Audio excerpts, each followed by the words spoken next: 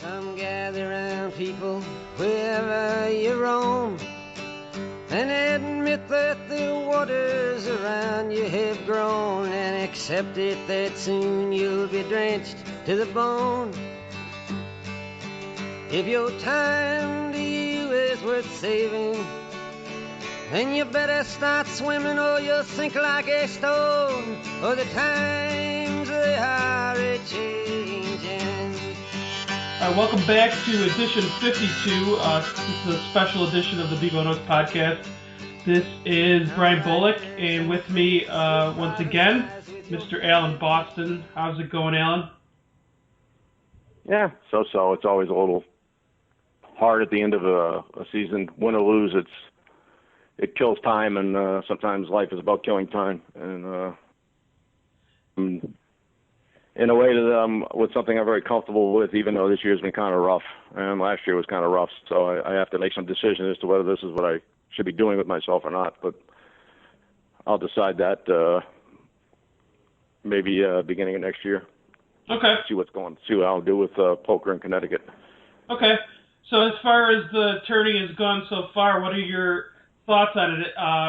And maybe first of all, I should ask how you're doing with your bets in the tourney so far. I think I'm winning a little bit. It's been nothing special. I've had some good things, but at least I haven't lost a lot of ugly games like I did during the year. In fact, I probably ran about even, with end games, which I wish happened my whole life. I wouldn't worry about how I'm doing this year if I ever ran even in end games. But that's just crying. You can just make better bets and you don't have to worry about end games. It's hard for me to be enthusiastic about this tournament. I spoke very clearly about how disgusted I am with the whole process, and now you have to hear this fucking retard Jay Shillis there, promulgating the 30-second clock, which is just another attempt to nail in the coffin of the mid-major schools, of the lesser schools. He claims that teams just dribble at the top of the key 15 seconds, which is a complete crock of shit. That's just him, throwing out a bunch of lies to try to get the 30-second clock in. So when his buddy Roy Williams and others like Bill Self and Rick Barnes and others who don't have a clue how to coach have the superior athletes with a 30-second clock, they don't have to defend good offense for 30 seconds, and 35 seconds is only 30, and they can press a little more and make lives miserable for teams that are outmanned. Where teams that are outmanned have a better chance by controlling tempo. By reducing the shot clock and making more possessions, it makes it harder for them to win, which is exactly what the 30-second clock is. It's not any attempt at all to increase scoring. In fact, it'll probably decrease scoring. Teams can't get good shots off in 35 seconds. How are they going to get good shots off in 30 seconds?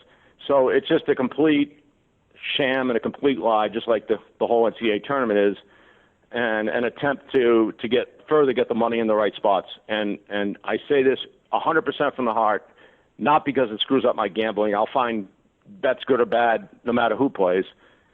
It's just as a fan of college basketball and a fan of how it once was, what they're doing to the game is a complete sham and a complete disgrace. And there's no one that even can speak out against it because, ESPN would never call on me to comment because they know what they'd get. And they don't want the truth out there. They don't want people to say, oh, yeah, this guy really does know, and why is it like that? Why all of a sudden is there an eye test that UCLA passed and Temple didn't? They supposedly had all these parameters like top 50 wins and RPI and how the season ended. But when that doesn't work for the teams they want in, they just go and change it. So despite Oak State losing 6 out of their last 7 and Indiana losing 5 out of their last 7, we'll put them in anyway. We'll make up some fucking phony reason to put them in and keep Temple out. And keep Murray State out, teams that actually deserve to be in, teams that would be favored over those teams. I've been over all this, but this is a rehash for a reason, because it's just a complete fucking sham, and it's hard for me to be enthusiastic about something that's a complete sham. So in that regard, I've hated this tournament. I've hated every fucking minute of it. All that being said, there's been some terrific basketball games. The Notre Dame-Kentucky game was a riveting game. That, by the way, very subtly, the refs did such a job on Notre Dame in the first 10 minutes of the game that it actually influenced how the game got played late. No one's going to talk about this, but at 17-14 Notre Dame, there was which they always did, rather easily, which Notre Dame didn't deny that entry pass at all, which was a big error they made, and didn't double him except once. And when they did double him, it actually directly led to a turnover. And Towns knocked the guy over and scored, and they called a block, which was, even the announcers who were rooting for Kentucky said, well, that was an offensive foul. Very clearly that was an offensive foul, just like the block at the other end was very clearly a foul when they showed it in slow motion. So now this guy has 2 fouls. It might have been 1 at the time, but either way, it was 1 more foul than shouldn't have been, and it was 1 less foul on Towns that shouldn't have been, and the game was 17-all instead of 17-14 Notre Dame, and Notre Dame had basketball. It made the guy not know how to guard this guy throughout the whole game. He couldn't do anything because if that's a defensive foul, what the hell is he supposed to do? So right off the bat, they didn't call a foul on a block, and they didn't call a charge on a charge. And now, Notre Dame continued to take it to the hoop, which I didn't understand, but, that was their strategy. And obviously it wasn't a bad strategy as they led for most of the way. And this poor guy trying to defend Towns didn't know what to do. And it just I noticed that, and maybe I could have noticed something else that actually helped Notre Dame, but I didn't. And that's my reality is I have a hard time watching these games because I notice what they do to screw one team and maybe don't notice what they do to help the other team. And if I'm watching it unobjectively, then I've screwed myself. But that call at 17-14 was basically the whole game. And no one could convince me otherwise. So, Notre Dame did choke. They ran terrible offense the last few plays. The whole last inbound pass was retarded. The guy should have ran the baseline. They should have had Connaughton throwing the ball in. He throws 96 miles an hour. He can get that basketball to anywhere on a line very quickly. And once they inbounded with the guy going sideways, now Kentucky properly stuck him on the sideline, and he had, instead of the middle of the floor, we had a lot of angles and a lot of maybe potential passes or potential angles to dribble to get good shots. He was pinned on the sideline and had no way to ever get a good shot off. So Notre Dame's inbound pass was horrific, as was their last few offensive sets. And, Notre Dame did choke it off. But all that being said, they might have had a more comfortable lead had the refs not fucked them over in the first half. And they did. And they actually showed this on the replays. This is nothing I'm imagining. This is what the announcers said. This is what the announcers showed on replays. So, it was a great game, but maybe it would have had a different result had the refs had any sense of fairness. I'm not saying the refs are on the take. They're not. But subconsciously, they know how they're going to get to rep these games. They know Krzyzewski calls the shots on the Duke basketball games. The Duke basketball games pay more than the other ones. So, if it means feeding your family or taking an extra vacation during the year, subconsciously you're just going to make some wrong calls. You're not going to do it consciously. You're not trying to cheat anyone. You just do it without knowing it. And that very clearly happens in these games and has for years. And I'm just sick of it. If I never watch another NCAA game, I could give 2 fucks. I am just so sick of the whole thing. From the cheating before the tournament to the cheating in the tournament, I can't handle it. And so asking me how the tournament is asking the wrong guy because I can't give you an objective answer because I'm sickened by the whole thing right from the get-go. There have been a lot of great games, and in that regard, it's actually been a very good tournament. But as far as those mid-majors getting screwed over with the draw and having no chance to advance in this thing, either by playing each other or playing some matchup that was bad for them, which, believe me, was done on purpose, then the whole process is disgusting. And I if I never watch another game again and I'm repeating myself, I really wouldn't care. I wish the whole world would think like me, because then they'd have to do something about it. Well, why are our ratings down? Well, you cheat, you scumbag. That's why. So go pay your money to all your fucking cronies and have a good time. Notice Rick Barnes immediately got a job at Tennessee. For being a complete failure at Texas, he gets the job at Tennessee. What is that? And notice the press. Will Rick Barnes be able to rebuild Tennessee? That's what they're saying. So immediately, Rick Barnes is up against it. Donnie Tyndall wasn't up against it. They were in the Sweet 16 last year. It didn't matter. They lost their whole team and guys left the program and guys got hurt. It doesn't matter. He had a short roster of inexperienced guys, and actually Tennessee had a very good year, and the prospects were very good for Tennessee. Now Rick Barnes is there. Well, will he rebuild the program? So they just promulgate this whole aura for their boys.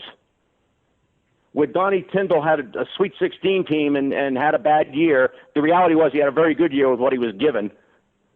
And now will Rick Barnes rebuild the program? So I hope I'm making sense. Where one guy was dealt a very tough hand and did very well, Rick Barnes actually has a lot of returning talent this year off a rather good year for Tennessee.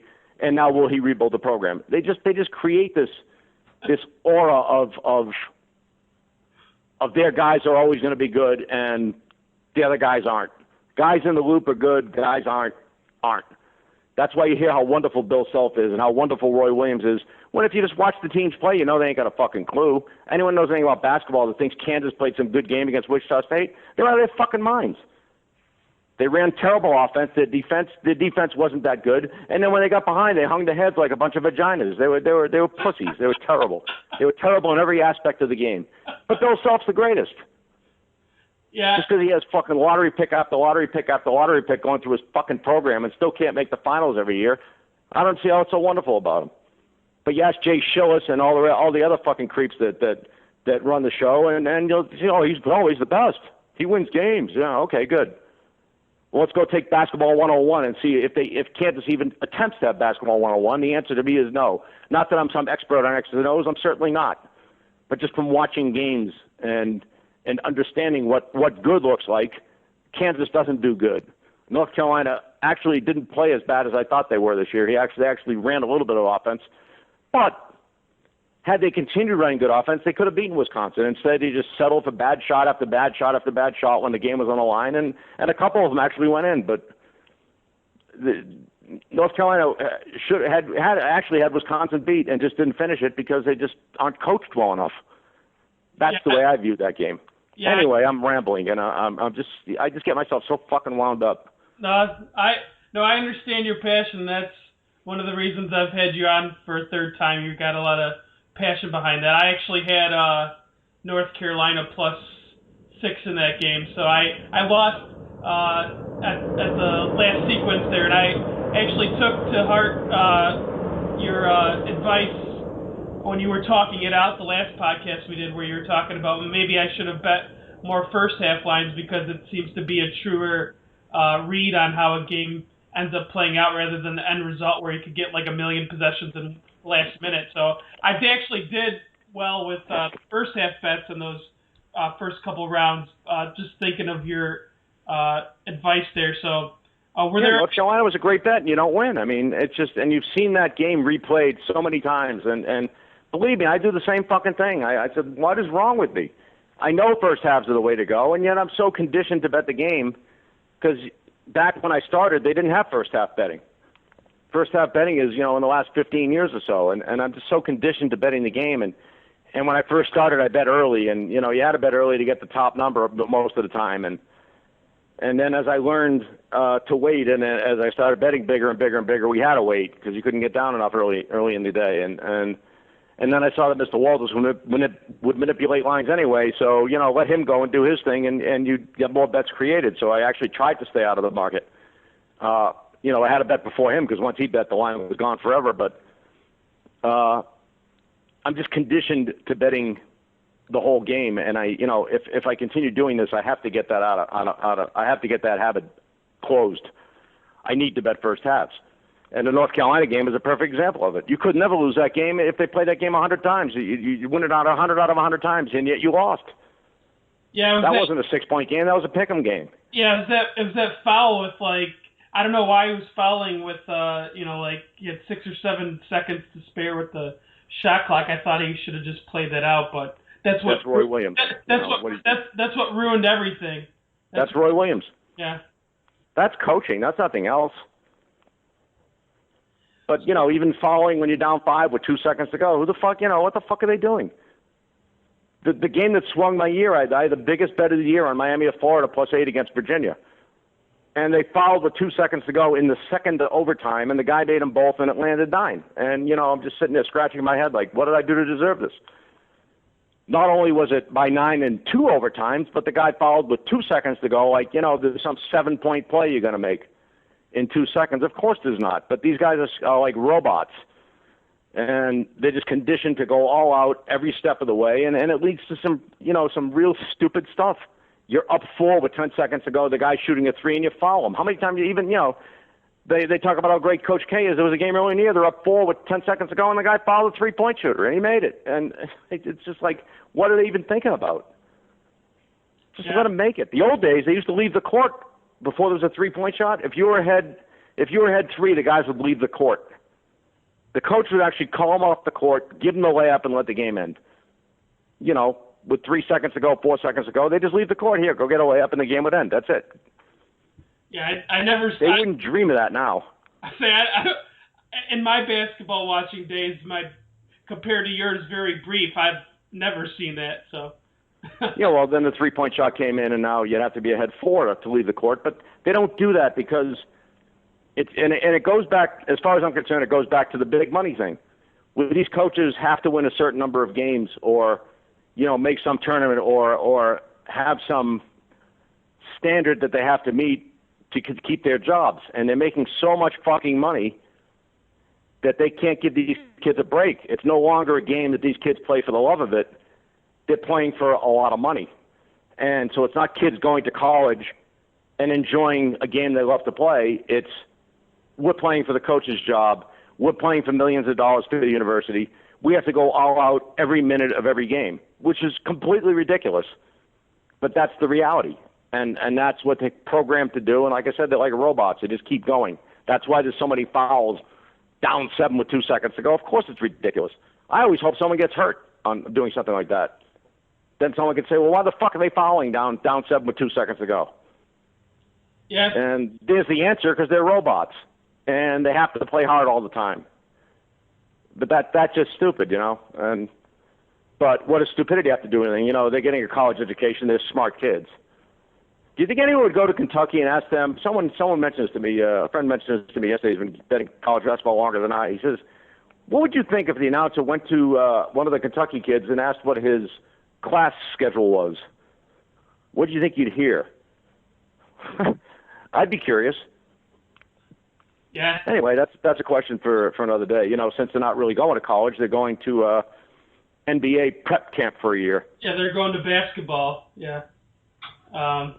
Christ, it's at the high school level. We have something called Findlay Prep out here. I'm no longer asked on a local radio show because Findlay Toyota was the sponsor, and we were doing it from the Findlay Toyota booth. And I'm looking around, and the booth is about 6 feet by 8 feet. I said, well, you couldn't fit one car in here. How is this the Findlay Toyota booth? And I said, you know what? They invented a high school and called it Findlay Prep, so I guess they can invent a car booth too and call it Findlay Car Booth. They no longer ask me on that show, but there's a school called Findlay Prep out here. My friend went to go to a game. Well, there is no Findlay Prep. It's 10 kids who play basketball or 12 kids who play basketball, and they use some other school as their high school. But they basically travel around the country and play basketball. It's the most disgusting thing you'd ever want to see. I mean, it's just complete. It's just a complete sham. And they all Findlay Toyota. We supply Findlay Prep with all the computers and all. Well, that's great. How about supplying them with a fucking education? Well, I'm sure they get an education. Well, I'm sure they don't. They're traveling 62,000 miles to play basketball during the year. I'm sure they're getting some wonderful class time in. Yeah. Can you imagine they're in high school? They went like 62,000 miles to play basketball last year. That's nuts. So it's right from the high school level. I'm told of some horror stories with these so-called. There's another one out here, Bishop Gorman, that recruits players, that steals players from other schools. How Christian of them is that? It's a school that teaches. This is a Catholic high school. How Christian of them to steal kids and pay for their education so they can play sports at that school? That doesn't seem very Christian to me. I happen to be Jewish, so I don't know what Christian is, but that doesn't seem like that's very Christian to me. I don't think the Bible would like that. Yeah. I don't think if there's a God, he'd be very proud of Bishop Gorman for stealing players from another school.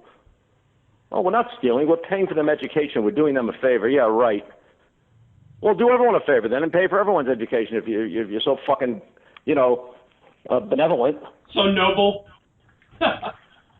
What a fucking joke. I'm telling you, man. It's become such a fucking joke. And then they give you this fucking bullshit like they're all so fucking wonderful and they're all so up and up, and just come out and say it. You know, this is a big business. There's big money involved, and we have to protect our business. Just come out and say it. Yeah, Don't give us all this fucking horse shit that they have these rules and parameters and it's just a fucking joke. I'm just so sick of it. I'm sick of it. Yeah, I know that I know the last pod you, in so many words, were almost rooting for Kentucky just because of the way that they're playing the system. Is that kind of your thoughts going into the Final Four? I'm anti. I hope Kentucky loses every game. I hate them. Okay, maybe I misread you. Maybe I was. You definitely misread me. I think Kentucky is the microcosm of what's wrong with basketball. Okay. When you pay some insane amount of money to get players to come there, which is what they do, by the way. I mean, that's known. I'm not saying anything that's not known. I'm not saying anything even controversial. And they couldn't pass a lie detector test and tell me that they don't. That money doesn't get to these AAU coaches to get them to come to Kentucky. I mean, you watch Kentucky play. You think they do anything so wonderful? I don't. They run no offense at all, virtually. I mean, they had one play, throw it into Towns, and let him just destroy the guy one-on-one because he's bigger and he's stronger and he's probably more athletic. And the other guy's a good player, but he was in over his head trying to guard that guy one-on-one. All right, so why didn't Notre Dame deny that entry pass? I don't know. I would have definitely made them beat them from the outside, but they take a lot of three-pointers. They're a very good rebounding team, Kentucky, again, because they're so athletic and long. That maybe that would have been they would have been doomed to do that too. What they did wasn't so bad because again they should have won the game. They just blew it. They choked. But no, I don't root for Kentucky, not at all. If every one of those kids got hurt, it wouldn't faze me in the least.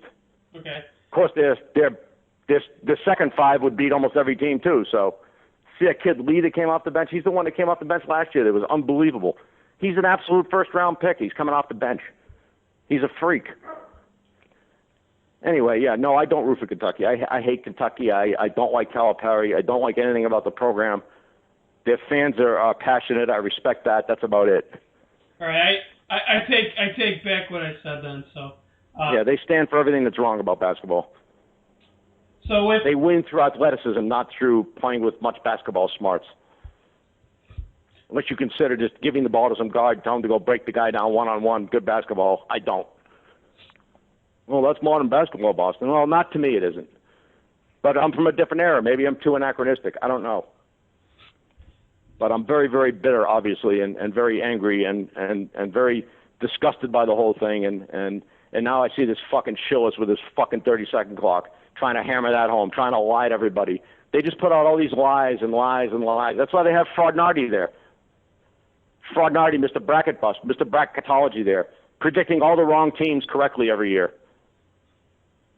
Oh, he knew Indiana was in. Well, why was Indiana in? They certainly don't deserve to be in, but Fraudnardi said so, so once they get in, it's okay. It's very self-perpetuating. If you say something enough, then it becomes fact. If there's no one there to counter it. Sure. Which is why I'll never have a voice. Not that I deserve one. What the hell have I done? But I certainly deserve a voice more than fucking Fraudnardi. Anyone that handicaps college basketball deserves a voice more than Fraudnardi because he doesn't know anything. When he's putting his seedings in there, he had Mike Monmouth from the MAAC. They were in first place at the time. Monmouth was like the fourth or fifth best team in the conference. They had very little chance to win that tournament. But Mr. Fraudnardi had him in because they were first place in the conference. That's how little he knows. Obviously, I'm not a fan of his. I don't blame him. Good for him. He's managed to make a career out of knowing nothing. That's pretty impressive. Yeah. Not too many people could boast of that, but with the Final Four coming up, while we were talking about Kentucky, we could do these games in reverse. Sure. You could give your thoughts. Both of these lines, I believe, are still +5 from what I saw with the underdog. So Wisconsin is the late game +5 versus. Yeah, that creeped up to like 5 and 5.5. So. Okay. I bet Wisconsin +6. I actually always buy it at 7 -30 where they let you sell. Okay. Because 7's kind of a key number.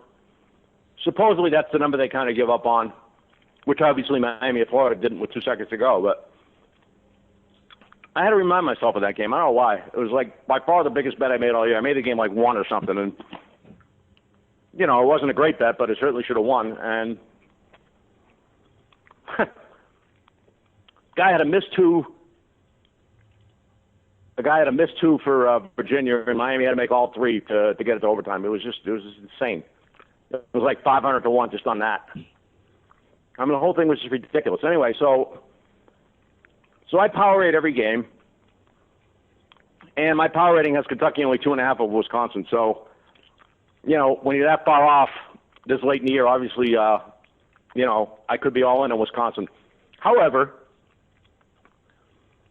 visually, Wisconsin definitely was in trouble against Arizona and hit 10 out of 12 threes in the second half. And a lot of them, pardon me, I'm choking on a jelly bean, and I'm sure some listeners are hoping that the jelly bean finishes the job, but I just swallowed it. Sorry, boys, I'm not dying on the line. That would be pretty good radio, huh? Yeah, if I just choked to death on the radio. I guess you can get on the phone and call 911, but you don't know my address, so. And this is my house phone, so this house phone, there's no GPS. Yeah. Anyway, I made it 2.5, so I bet Wisconsin plus 6. I bet Wisconsin plus 7 minus 30 is actually what I did. And like I was saying, visually, they were in a lot of trouble against Arizona, and they hit a lot of threes at the end of the shot clock, a lot of shots that weren't great shots, but they went in. And, I'm not so sure it's not likely they're going to hit that higher percentage in this game. Never mind they're playing Kentucky, who's so long-armed and athletic that it's even going to be tougher to get those shots off at the end of a shot clock. But, I got to respect my numbers somewhat. So with some hesitancy, I bet Wisconsin plus 6. I just don't like the fact that they were about to get blown out by Arizona, who's probably not as good as Kentucky. And but on the other hand, what's Kentucky going to do to score against Wisconsin? They're not going to have Wisconsin's a lot bigger than Notre Dame, and Kentucky took advantage of their bigger size to get a lot of rebounds and to get the ball down low to Towns and let him beat the guy one-on-one. I don't think Towns is going to be able to do that to Kaminsky as easily. Certainly not as easily. Kaminsky's 7 foot and long arm too. So I think the key is probably Decker, who's the one guy in Wisconsin who can break someone down one-on-one. And they're going to need to do that, I think, to maybe get some kickouts from him and hit some of those threes. They're going to have to hit threes to beat Wisconsin. I think Kaminsky's going to have a good game. I'm not so sure he's going to be able to take that guy one-on-one and go by him. I'm not very good at analyzing, matchups, so I'm going to stop right there. That's not really my gig. Okay. But as far as power rating goes, this line is extremely high. Visually, I would think Kentucky's going to beat them just from watching visually. So I made a pretty big bet on Wisconsin, but, from my eyesight, it's not as good a bet as my power rating indicates. And that's, I guess, the short version of it. Okay. And with these Final Fours being in basically football stadiums, do you ever factor in these weird environments with these games? I think if I was doing totals, I would. Okay. I never bet totals before, so I think that would matter as far as totals go. But other than that, it's equal for both teams, right? They both have the same rims to shoot at. Sure. So I guess maybe the team that shoots or hits more threes would maybe be at a disadvantage. If I thought about it, that's probably what I would come up with. But I never do any kind of analysis. I never do any number crunching. I never do any simulations. I just kind of do it logically. And I've done it the way I've done it for a long time, and maybe the way I've done it is really not that good, and I just ran good for 25 years. I don't know, but I don't think that's the case. I think I just kind of ran horrible this year. I think my work was actually pretty good this year. I think my work sucked last year. I deserved to lose last year, but I had some other factors that maybe made it difficult for me to work in a good place. So, my dad got sick, and a good friend had killed himself, and just some other things maybe got in the way. So I hate to make excuses, but I probably had a little bit of an excuse. My work was just so terrible, and it was. But this past year, I really made a lot of good bets that didn't win. I had 26 games with the underdog that I lost in overtime, and I just won my third with Richmond against who did Richmond beat in overtime? Arizona State. I think I laid through with Richmond in that game for a little bit. So that was the third team I won with the favorite in overtime. That's not going to get it done. When you lose 26 times with the underdog in overtime and win 3 times with the favorite, that's not good math for you. And, I had a lot of those North Carolina plus 6s against Wisconsin. I had that game replayed over and over and over. We have the nuts and lose. And, you made a great bet. You couldn't have made a better bet, really. And it lost. And you just sit there wondering what the hell you did to deserve this. And that went on the entire year. My end games were I was charting and they're 18% at one point. And I don't think it ever got any better. Like I said, I think I ran pretty even this tournament. So that was a lot better. But during the year when I made, a trillion bets, I haven't had too many bets in this tournament, to be honest with you. It was just ugly. So yeah, when you I hate to retire on a losing note, but anyway, I've never done. I never handicapped anything with environments or numbers or anything like that. But that would be my quick thought: is teams that shoot threes would have be at a more disadvantage because typically those football arenas, the backdrops aren't as good to shoot in, and the shooting percentages tend to get lower. I think that's what happens. So okay, that's my quick thought.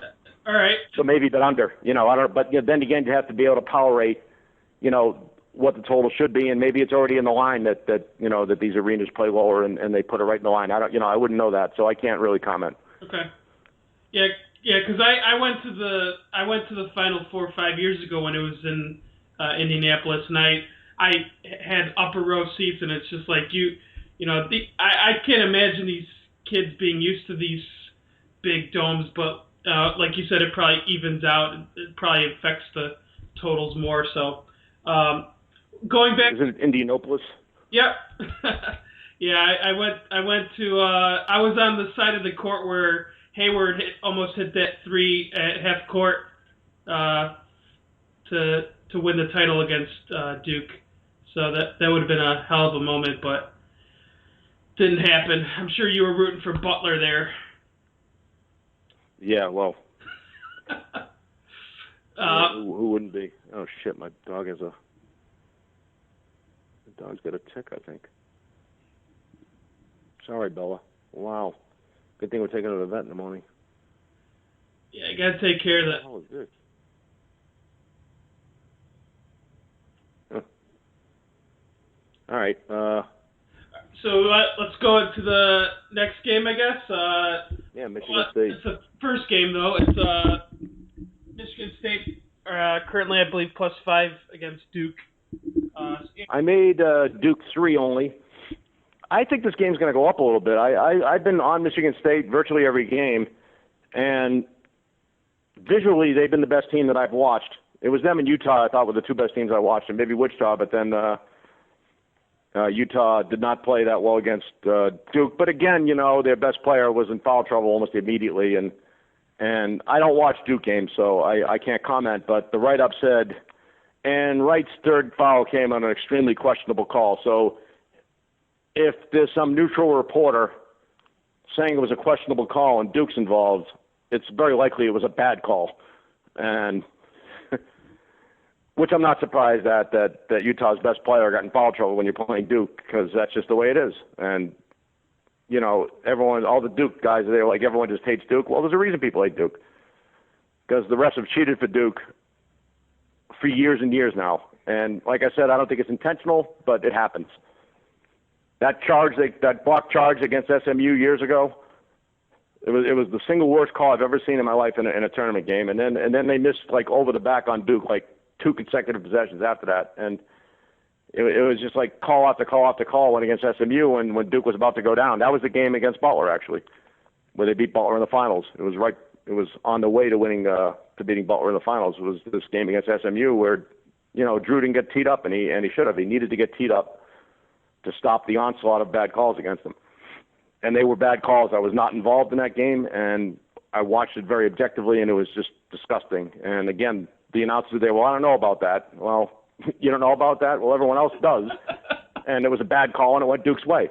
And that's a real shock because that's been even the Butler Duke game. There was a block charge that went Duke's way that was a real important call. I don't remember when it was, but it was in the second half at some point when the game was real close, and it very clearly could have gone either way. And obviously it's going to go Duke's way, and that's just the way it is.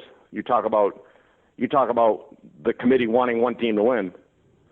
Duke versus Butler, but maybe in the finals it don't matter. The ratings are already there, and there's no other games after that. So maybe it would be neutral, but it's never neutral when Duke's involved.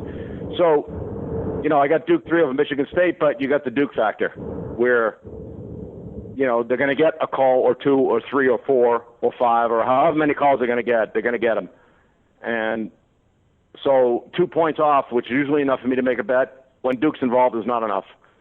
So I'd have to have this game get higher for me to bet Michigan State. As much as when visually I'm going to watch the teams play, I think it's a pretty even game.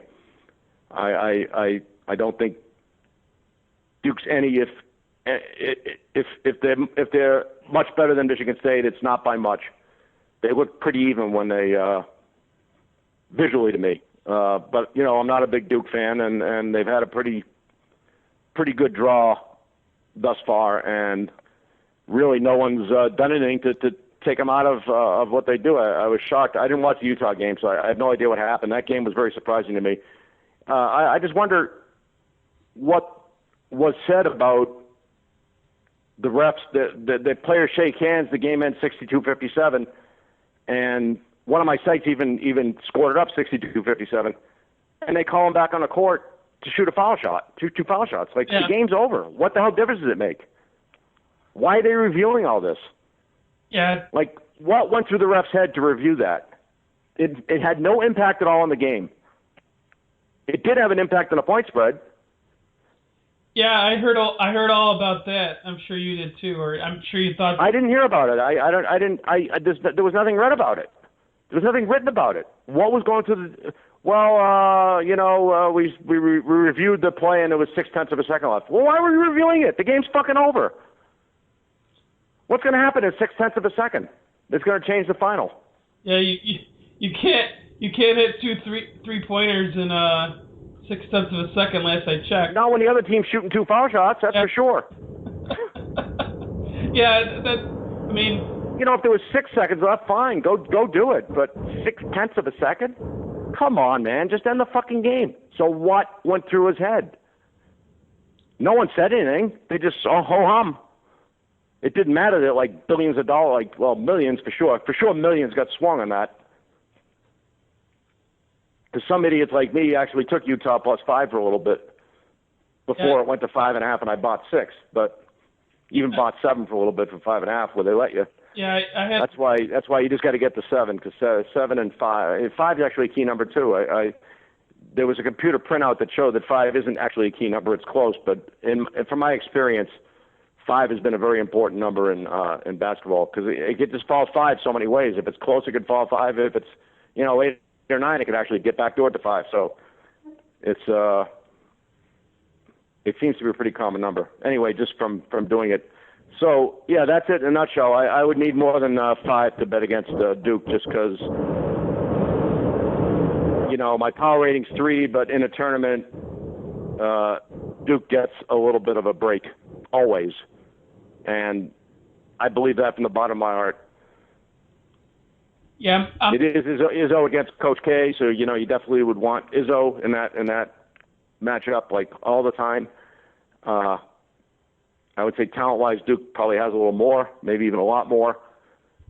You would at some point, Duke's 3 freshmen might have hit a wall, but they really haven't had a difficult time of it throughout this tournament, and they got knocked out before the finals of the ACC tournament. That might have worn them out a little bit too. So, they're not going to hit any wall this game either. So, I'll be betting Michigan State if it gets to 5.5. If it doesn't, I'm just going to leave it alone. Okay. And root like hell for Michigan State. Again, I won't be watching it, so I won't be able to comment on it. But all right. And the reason I don't watch it is I just get too aggravated. It just gets my blood pressure on overload, and I don't enjoy it. And maybe that's another sign that it's time to stop this, where they've gotten me so crazy that maybe I'm overreacting to everything I read into here, and maybe I am wrong about what I'm saying. I don't believe I'm wrong, and I'd argue with anyone that would want to argue with me that I'm not wrong, but that's not going to happen, and that's frustrating too. That you only hear one side of this, and that's what they want, and that's what they're going to give you. And I keep harping back to this because this is all that matters, really. Who gives a fuck about these games? It's a system that's flawed, and anyone that's a basketball fan should be horrified by all this, especially where I actually do know who the best teams are because I tolerate all these teams, and I live, eat, and breathe this shit for 5 months a year and have for 27 years. So I do know who the better teams are. Way better than the fucking committee, way better than fucking Fraudnardi. And that's maybe why it hits me a little harder, when they screw some of these teams over, because I know how wrong they are. Sure. Anyway, that doesn't help with your analysis of this game, but like I said, I would take 5.5 with Michigan State, or I'd leave it alone. All right, yeah. And I think it'll get there. I really do. I think it's going to go up. I've been kind of high on Michigan State and kind of low on Duke throughout this tournament, and based on the closing lines, I would think this is going to go up a little more. So I would definitely wait for 5.5. And if you want to bet Duke, there's a 4.5. I think around that's what I would lay. So the Duke people should get in now, and the Michigan State people should wait. That's what I believe. Okay, I made a future bet at the end of February, Michigan State 75-1. So I'm trying to figure out what I want to do with that at this point. So that's my only ponderance for this Final Four coming up. I think I'd probably, if you risked 200 to win, 15,000, I would probably bet Duke, to win 200. At least break even if Duke happens to beat them. Yeah. And then I would consider in the future just parlaying money lines when, Yeah. Instead of just taking 75-1. And until they give you a future book where you can bet no, the yes prices are usually pretty bad. Yeah. Occasionally, you catch something really good. I had Miami Florida 150-1 a couple of years ago, and they were a 1 seed. I had a good future bet. But even the Wichita State, I had a 350-1, which seemed like a knockout bet. Had I parlayed the money lines, I would have done better than 350-1. Had they beaten Louisville that game and gone on to the finals as an underdog again, I would have done better just parlaying the money line. So anyone that thinks about betting future books, until they list like Michigan State plus 75-1 or minus 85-1 or minus 90-1 or whatever spread they want to give you, you're going to get robbed by these places in future books. So I'd be very careful about betting any future book price. Even if you see like 10-1 on one team everywhere and one place is 20-1 and you think you're stealing, you're probably not.